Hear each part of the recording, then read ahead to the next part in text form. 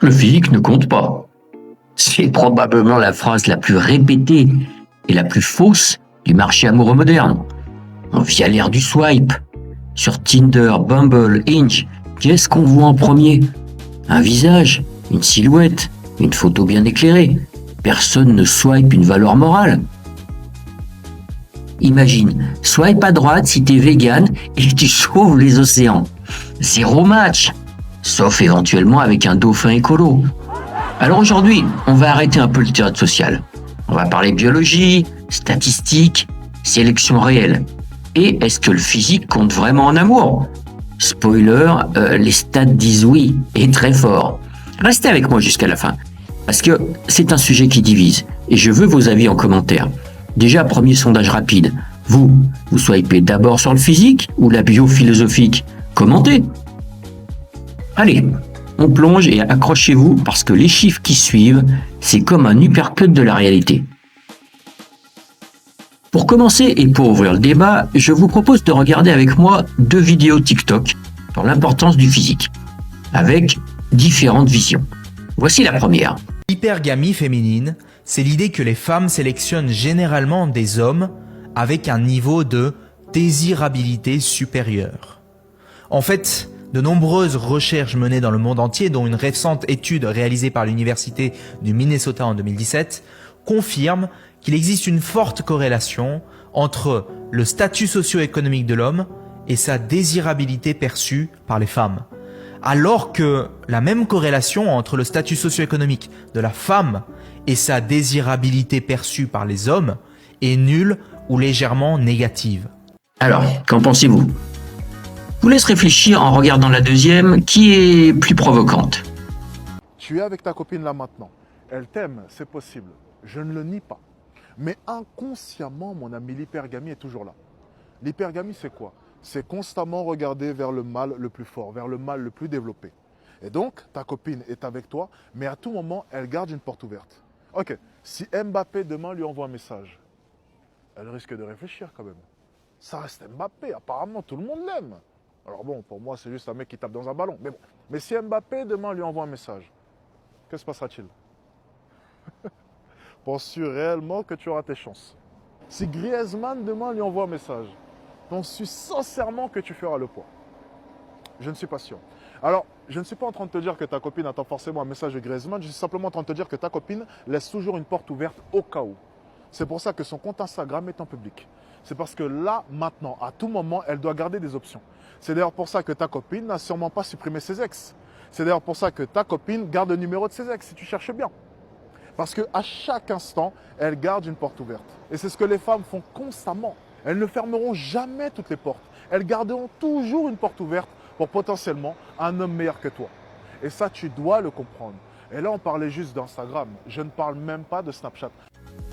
Ça commence fort, et vous pouvez déjà commenter si vous le souhaitez. Maintenant, nous allons parler chiffres, et accrochez-vous et restez bien avec moi, car je crois que certaines et certains d'entre vous vont être vraiment surpris. Les chiffres qui dérangent. Sur le blog officiel d'OkCupid, l'analyse des données internes montre que les femmes jugent environ 80% des hommes comme étant en dessous de la moyenne en attractivité. Et c'est toujours vrai, confirmé par les updates Bumble. 80% des mecs notés bof ou pire. Merci mesdames pour le boost d'ego collectif. 80%. Statistiquement, c'est impossible. Pour celles et ceux qui ont des notions mathématiques, dans une distribution équilibrée, on ne peut pas avoir 80% d'hommes en dessous de la moyenne. C'est comme dire que 80% des pizzas françaises sont immangeables. Absurde. Et pourtant, les données ne mentent pas. Autre étude publiée dans Science Advances, les femmes concentrent leur attention sur une minorité d'hommes jugés très désirables sur les plateformes de rencontres. Les rapports confirment que le top 20% des mecs captent 80 à 90% des likes féminins, pendant que les 80% des hommes restants swipent dans le vide. Alors, cela ne veut pas dire toutes les femmes, cela veut dire une très forte tendance observable. Contre-argument pour les sensibles, oui, il y a des exceptions. Genre la femme qui match avec le barista barbu parce qu'il fait du bon café. Mais les stats globales, elles, sont impitoyables. Après, une remarque. C'est bien de swiper sur le top 20, mais la question à se poser est, est-ce que tu crois que ce top 20 va jeter un regard sur ton profil, à moins de faire partie toi-même du top 20? Une petite gifle de réalisme ne fait pas de mal parfois, non? En parallèle, une étude sur Tinder montre que les hommes distribuent leurs likes beaucoup plus largement que les femmes. Les mecs like tout et n'importe quoi sans réfléchir. Les nanas, elles, snipent comme des pros. En clair, les hommes like beaucoup, les femmes sélectionnent très fortement. Si ces chiffres vous dérangent, restez encore avec moi. Le plus intéressant arrive, et pour l'engagement, partagez votre pire ratio like-match en commentaire. C'est anonyme, juré. Et ça ouvre le débat. Qui a le zéro absolu? Racontez, on rigolera ensemble. Hypergamie. Mythe ou donnée? L'hypergamie signifie tendance à chercher un partenaire perçu comme supérieur en statut. En gros, upgrader comme on change de smartphone, avec des sentiments et des regrets potentiels. Dans une étude menée dans 37 cultures, les femmes accordent plus d'importance que les hommes au statut et aux ressources du partenaire. En 2025, l'hypergamie n'a pas pris sa retraite, loin de là. Les études INED et Cairn de 2025 sur la France le confirment. Oui, il y a un déclin de l'hypergamie diplôme, parce que les femmes sont souvent plus diplômées que les mecs maintenant. Mais devinez quoi? Ça ne change rien au fond du problème. Ce qui cartonne toujours autant, c'est l'hypergamie sur le statut et l'argent. Les femmes veulent un mec qui a de la thune, une carrière solide et quelques années de plus au compteur. En résumé, un homme capable de payer l'addition au resto et de garantir un avenir confortable. Parce que l'amour c'est beau, mais un compte en banque qui ne pleure pas, c'est encore plus beau. Pourquoi tout ça? Hypothèse évolutive simple. La grossesse et l'investissement parental ont historiquement représenté un coût plus élevé pour les femmes. Les instincts darwiniens swipent encore plus fort que toi sur Bumble. Ce principe d'asymétrie d'investissement parental est décrit par le biologiste Robert Trivers. Et avant qu'on me dise « oui, mais aujourd'hui il y a la contraception », oui, parlons-en, ça arrive, et ça va piquer plus que ton dernier ghosting. Alors d'après toi, l'hypergamie, c'est un mythe woke ou ton quotidien? Vote en commentaire. Et si tu es une exception, prouve-le en racontant ton histoire. Contraception et réalité. Oui, la contraception existe. Oui, le préservatif existe. Mais dans les faits, selon l'OMS Europe, l'usage du préservatif lors du dernier rapport sexuel chez les adolescents est passé de 70% à 61% chez les garçons et de 63% à 57% chez les filles entre 2014 et 2022. Une tendance alarmante, confirmée en 2025 avec 30% des ados sans capote ni pilule. Merci aux réseaux sociaux pour les tips foireux. Ça signifie qu'environ 4 adolescents sur 10 n'ont pas utilisé de préservatif lors de leur dernier rapport. En France, les données montrent qu'une part significative des grossesses reste non planifiée. Environ un tiers. Donc non, le risque zéro, ça n'existe pas. Biologiquement, en cas de grossesse, le corps impacté en premier est celui de la femme. La charge physique est asymétrique. Conclusion logique. Même dans une société moderne, le coût potentiel initial reste plus élevé pour les femmes. Donc le filtre est en moyenne plus serré. Ce n'est pas moral, c'est structurel. Dites-moi en commentaire si vous pensez que la société moderne a totalement effacé ces mécanismes ou pas. Et si tu as une stat perso, genre « j'ai zappé la capote une fois », chuchote là. On ne juge pas ici, mais on aime bien le débat. Et les hommes dans tout ça? Les hommes ne sont pas plus nobles, ils sont simplement moins sélectifs au premier tri. Les données Tinder confirment qu'ils like beaucoup plus largement. Opportunisme niveau max. Les mecs swipent tout, comme un buffet à volonté après un jeûne. Pourquoi? Parce que statistiquement, leur stratégie initiale est plus opportuniste. Le coût biologique immédiat est plus faible. Donc, le seuil d'entrée est plus bas. Et soyons directs, beaucoup d'hommes préfèrent une compagne au physique moyen, parfois même ingrat, mais qui leur permettent d'avoir une vie sexuelle régulière. Plutôt qu'une femme très attirante, mais distante, froide ou inaccessible. C'est brutal. Mais c'est malheureusement réel. Et ouais, la frustration sexuelle, c'est le vrai boss final.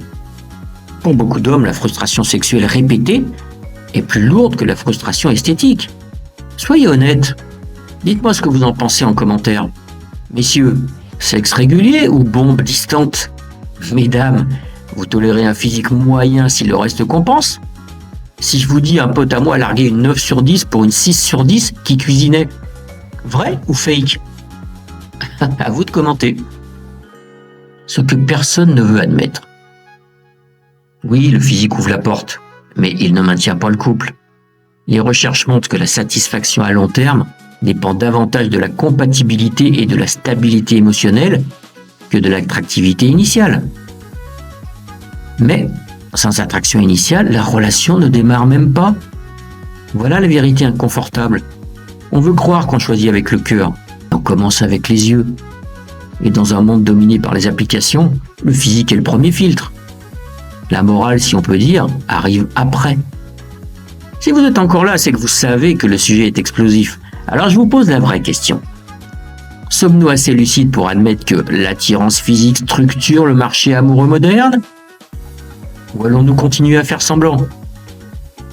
Contrepoint pour équilibrer un peu. Oui, le body positive commence à changer les choses. Il y a des gens qui swipent à droite sur des corps avec des courbes ou atypiques, parce qu'ils se disent « les vibes valent mieux que des abdos en tablette ». Mais il reste une minorité. Et puis il y a des stats marrantes. Selon Headway, en 2025, 75% des gens préfèrent un mec ou une meuf qui dit beaucoup, un vrai intello, plutôt qu'un bodybuilder magnifique mais qui n'a rien dans le crâne. Ok, mais malgré cela, soyons réalistes. Sur les applications de dating, en mode swipe rapide, ça reste les yeux qui décident en premier. Le cerveau arrive après, si jamais il reste du temps avant le ghost. Et, petite anecdote entendue. Un mec a matché une fille qui était une vraie 10 sur 10, une bombe, sur Hinge. Bio nickel, job de rêve, tout y était. Il a discuté 3 jours, super fluide, jusqu'à ce qu'elle dise qu'elle détestait les chiens. Son âme sœur à 4 pattes. Adieu direct, il a zappé sans regret. Preuve que le physique, c'est l'appât ultime qui te fait mordre l'hameçon. Mais si derrière ça ne colle pas du tout, c'est Ghost City en un claquement de doigts. Et toi, commente. Ton pire physique ok, mais... genre, elle était canon, mais... ou alors, il était mignon, mais... Envoie un commentaire, je les lis et je réponds à tous. Alimente le débat. Conclusion. Le physique compte, les données le montrent. Les comportements le confirment. Ce n'est pas un jugement moral, ce n'est pas un conte de fées, c'est un constat. Et plus on refuse de le voir, plus on crée de frustration, d'incompréhension et de rancœur entre les sexes. Et maintenant, en plus, avec les IA qui retouchent tout, c'est pire. On swipe des illusions. Et on se réveille avec la réalité brutale. Si ma vidéo vous a bousculé, c'était le but. Alors, abonnez-vous à Réveil Relationnel. On est plus de 10 000 dans la communauté à vouloir regarder les dynamiques relationnelles en face. Maintenant, on vise les 20 000. Like si ça t'a plu. Et partage pour réveiller tes potes endormis. Et maintenant, je veux lire vos avis. Est-ce que le physique est devenu le critère numéro 1? Ou est-ce qu'on exagère? Le débat commence en commentaire. Question bonus. Le physique est-il pour vous le numéro 1? La personnalité gagne-t-elle à la fin? À bientôt pour ma prochaine vidéo.